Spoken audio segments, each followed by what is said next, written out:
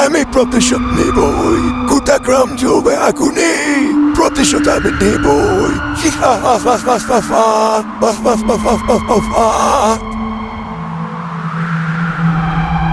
পরিতোষ কিছুক্ষণের মধ্যেই শ্মশান থেকে চলে যাচ্ছিল, কিন্তু মাঝপথে মাটি থেকে একটা হাত বেরিয়ে এসে তার পাকে আঁকড়ে ধরে, আর সেখান থেকে আওয়াজ বের হতে শুরু করে।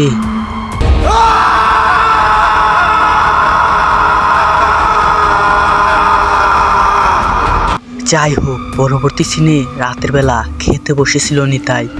সে খেতে খেতে বলল, যাক বাবা, মরেছে ভালো হয়েছে, বিদায় হয়েছে। সারাদিন একদম জ্বালিয়ে খাখা করে দিত। এই নে নে নে, ভালো করে বাতাস দে। যা বলেছো দাদা, বাড়িতে যদি অমন লক্ষ্মী ছাড়া বউ থাকে, তার সাথে কি সংসার করা যায়? তোমার কষ্ট দেখে আমারই কষ্ট লাগা শুরু করেছিল। এই অসময়ে আবার কি এলো? দাঁড়াও দাদা, আমি দেখে আসি। একই একই পোড়া পোড়া গন্ধটা আসতেছে কোথা থেকে? ওরে বাবারে, বৌদি তুমি এখানে এলে কোথা থেকে? আমি ফিরে এসেছি। আমি মরার পরেও প্রতিশোধ নেওয়ার জন্য ফিরে এসেছি। আমি এদিকে মরে গেছি, তুমি আনন্দে খাবার খাচ্ছ। আমি প্রতিশোধ নিবই। কি, তুমি তো মরে গিয়েছিলে, তুমি আসলে কিভাবে? হ্যাঁ, আমি মরে গেছি। মরে গিয়েও তোদের মারার জন্য আমি ফিরে এসেছি। আমি তোদের আজকেই মেরে ফেলবো।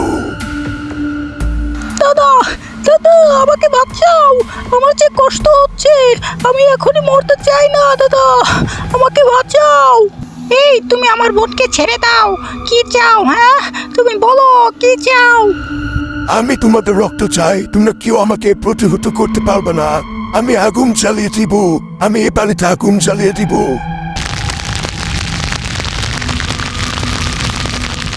ছেড়ে দাও, ছেড়ে দাও আমাকে, আমি কিচ্ছু করি নেই। এই তো দরজা খোলা আছে, আমি এখান থেকে আমার নিজের জীবন নিয়ে পালাই। দাদা দাদা, তুই আমাকে এইভাবে ফেলে রেখে যাস না দাদা। তোরা কিছুতেই আমার হাত থেকে বাঁচতে পারবি না।